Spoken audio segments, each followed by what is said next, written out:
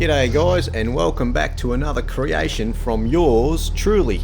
Now Dainsy over at Dana Made, he's gone and issued a challenge to build something out of pallet wood. So I've got a lot of pallets out the back of work and they're just hopeless pine pallets. The only good thing about them is it just takes a little bit of magic to disassemble them.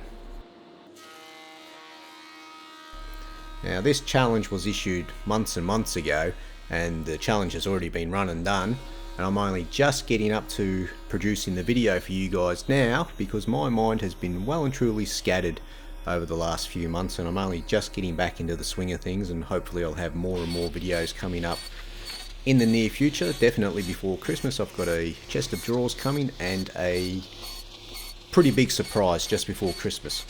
Some of you might know what that surprise is because it was built a couple of years ago and I still haven't got the video done, but it'll be coming, and I can guarantee you're going to love that video. But in this video I'm building a couple of stools. I'm only going to feature one stool in this build video, but I build two stools at the same time, one off camera and one on camera, and at the end I'll show you the second one that I've built. It's the same process, it's just a little bit different legs. So this process here of turning the legs is just done slightly differently. Nothing too fantastic at all about it.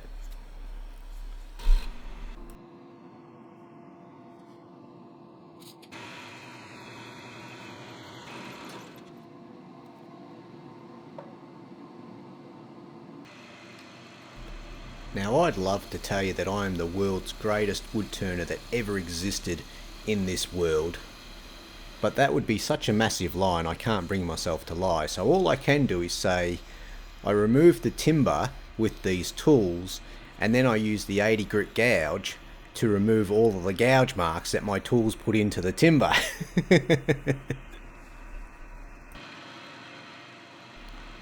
At the end of the day though, it's not how you get there, it's if you get there. If you get there, it's all good in the end, isn't it? Watch this, wait for it, right there, stop, perfect. So ideally I'll end up with three legs very similar to each other, so that if you were to look at all three side by side, they look pretty much the same. I'm not that good at turning, so there are going to be some pretty obvious differences, but so long as if you just loosely eyeball them, they look the same, that'll be good. So what I do is I get my parting tool and give me a depth gauge, and then I just put a gentle sweep between the 2 points that I've marked, and hopefully it's just nice, smooth, even curve. And if it's not smooth, I'll just get the 80 grit gouge, a little bit of 80 grit sandpaper, and I'll smooth the hell out of it. If it takes me 5 minutes to sand instead of 30 seconds, it doesn't matter, so long as it's smooth in the end.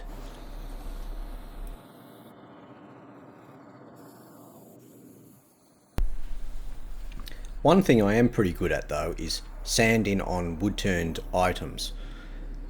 If you're sanding soft pine, one of the troubles is that the difference in density or firmness or hardness between the growth rings and the early wood, it's quite extreme. And so what happens is when you're sanding with a high RPM, the sandpaper doesn't have time to cut through the growth rings, and so what it actually does, it just sands over the top of the growth rings, it just bounces over it, for example, and doesn't actually sand it away. And so if you run your hands around the round turned item, you'll actually be able to physically feel each and every growth ring because it hasn't sanded away. And if you put a gloss finish over the top of it, it stands out like the proverbial dog nuts. So you have to slow down the RPM so that it has time to actually sand the material away.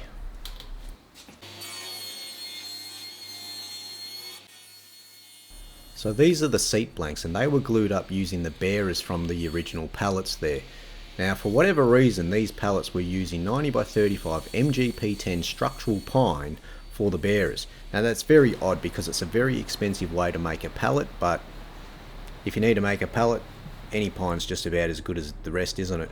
The only difference is price, because it's all pretty average. As you can see, there's a lot of nail holes in the bottom of this stuff as a result of being a pallet.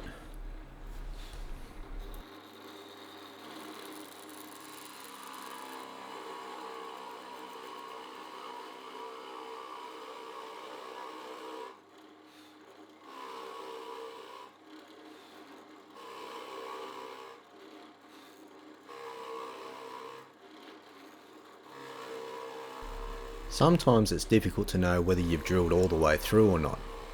Other times you get a pretty clear indication that you've gone all the way through. Bingo.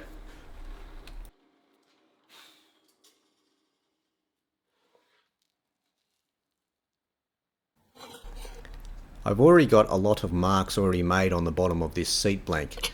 They were marks that were made incorrectly. The angle that I put on there was wrong by exactly 90 degrees. So I've gone ahead and fixed it. It was just a case of ripping the old timber off and gluing some new timber on, so it's not really worth going into how I've gone and fixed it. All I have to do is actually get it done correctly the second time. So now I need to drill a hole into the side of this leg and this leg exactly horizontal and in line between those two legs. The easiest way to do that is to get my impact driver, put it flat down on my bench, which puts that bit horizontal, and then I simply need to raise this up and I can plunge straight through, keeping the drill in line with these two legs.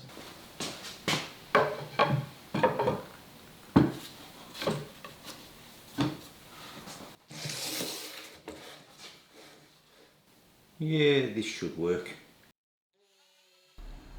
It's really not the best way to be drilling things. Like an impact driver, it's a very clunky thing to be drilling with.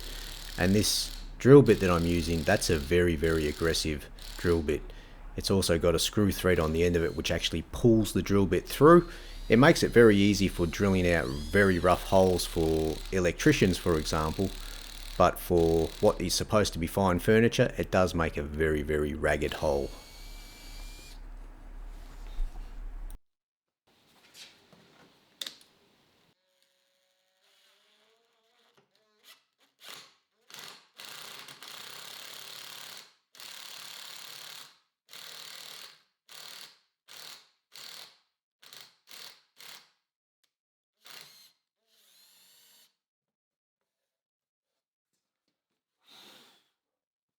Right, so this stick goes into that hole, this stick goes into this hole.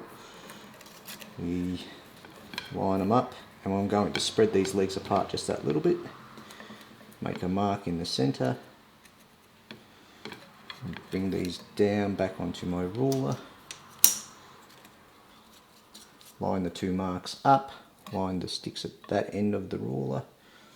I've got 375. And when I want this rail to go in here, instead of making it 375, which is the bottom of that hole to the bottom of that hole, I want to spread these legs apart just that little bit so that it puts the legs into tension, because at the moment they're a little bit wiggly, but if I spread them apart, they kind of lock into place and it creates a very rigid chair. So instead of 375, I'll make it 380 millimeters.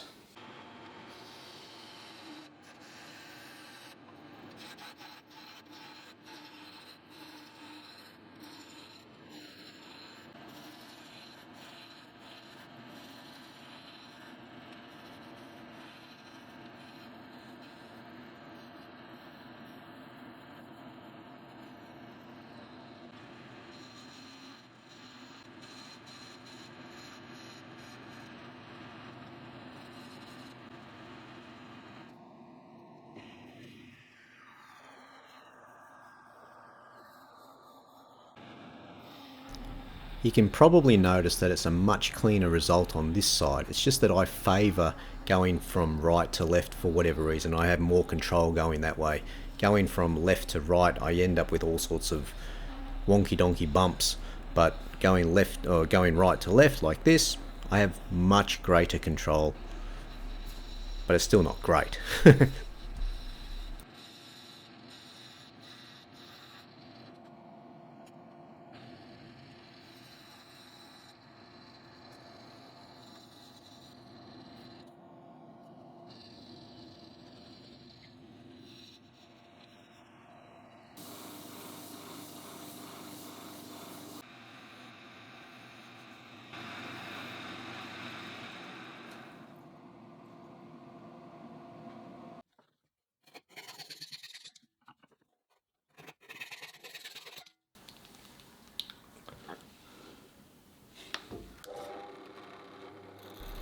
You need to be a little bit careful doing this sort of thing now. That rail is just situated in two V blocks on either end, Now if I don't have that drill bit set directly over the apex of that round surface and I'm just a little bit offset, it'll have a tendency to rotate the rail, and it's not going to hurt me, it's not going to put me in any danger, but it will chew up the timber pretty quick and I'll have to turn another one. So you just have to be either clamp it down well or hold on to it really tight.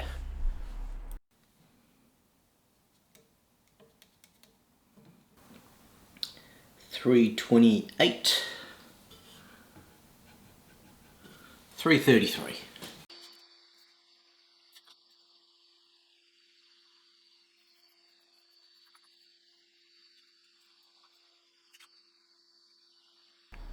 Now I'm not really following any method or dimensions or anything like that. I'm just trying to make the seat comfortable and big enough to fit my big old butt, and so long as it does that I'll be happy.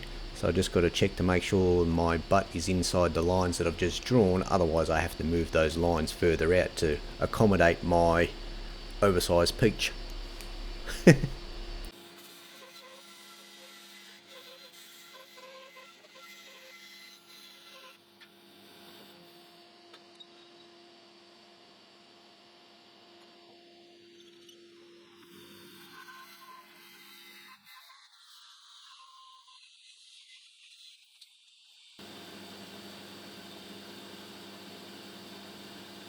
So with those parts finished, I need to turn this seat blank into something that looks like this seat using these tools here.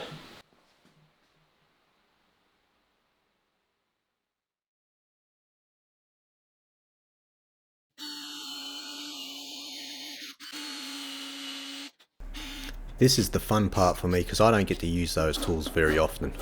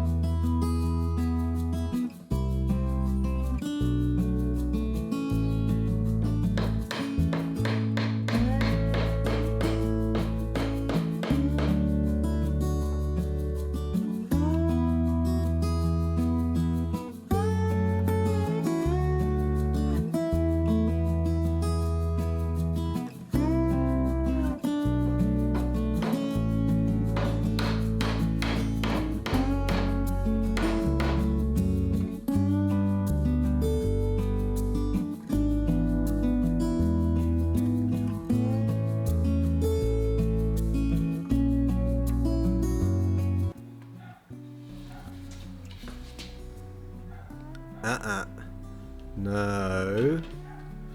No, buddy. No. Take a step back, have a look at what you're doing, pay attention to the job.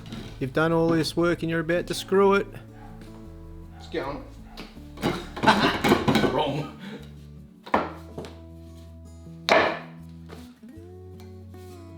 This way, you muppet.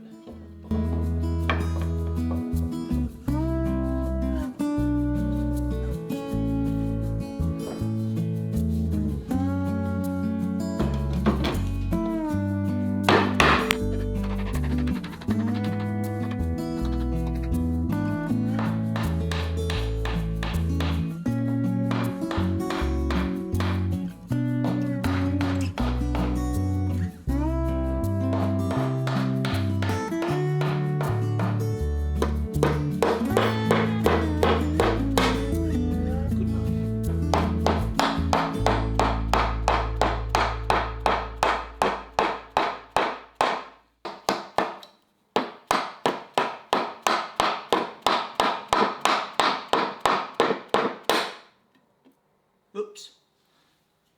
Good enough.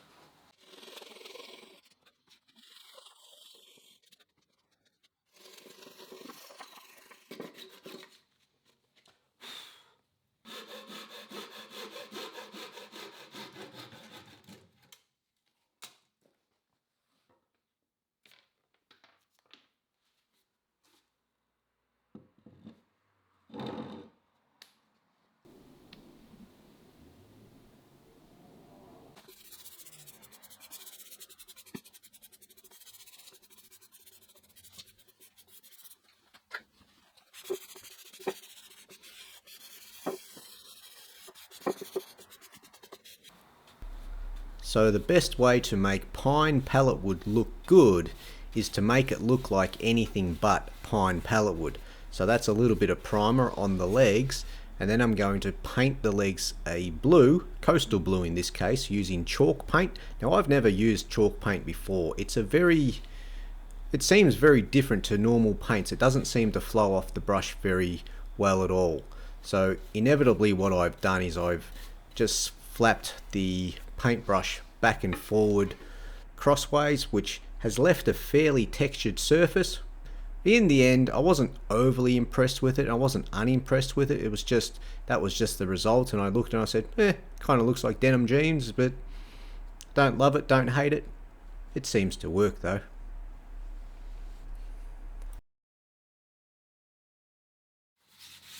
So this is one last coat of polyurethane over this, and you can see that it really brings out the texture that I've applied with the paintbrush, with the paint, just by flapping backwards and forwards. You can see that there's horizontal lines through it. It looks kind of like denim jeans, and I wasn't really going for that effect, but that's what I've ended up with, and I don't hate it, I don't like it, it just is what it is, and I'm just going to have to live with it from now on. But it's not too bad.